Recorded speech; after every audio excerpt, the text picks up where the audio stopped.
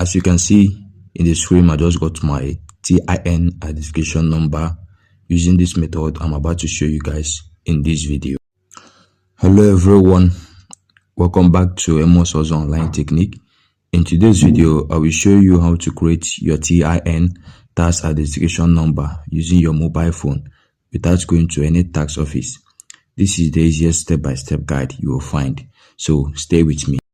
So first step now is to go to the official JTB platform. Open your browser and go to the official joint tax board page, which is the link you are seeing in the screen. Make sure you are using the link, or you can also go to your Play Store and then search JTB app on Play Store, then install it and then open it. Once you are in the surface of the app or the website, they are all the same.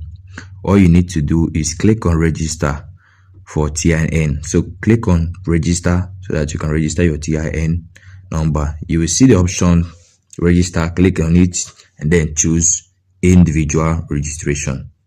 Then once you are done seeing the individual registration, what do you need? You need your personal details such as your full name, phone number, email address, date of birth, current address of where you are living, whether your business area or where you are living. Fill in them correctly. Make sure they match with your NIN profile. Make sure everything you are putting in there matches what is in your NIN profile. So make sure you have your correct NIN, okay, because the system will verify your NIN automatically. If your details match it, it will proceed. But if it's not your NIN, or if it doesn't match the details you have in your NIN, the system, the JTB website or app will reject it. Okay, so make sure you confirm your details, review everything carefully. You don't need to have any mistake on it so that it won't reject it. Okay, so after that, submit and wait for approval.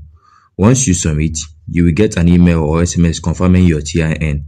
This can take anywhere for a few minutes or a few hours to confirm. Okay, then after that, print or download your TIN slip, as you can see in the beginning of this video.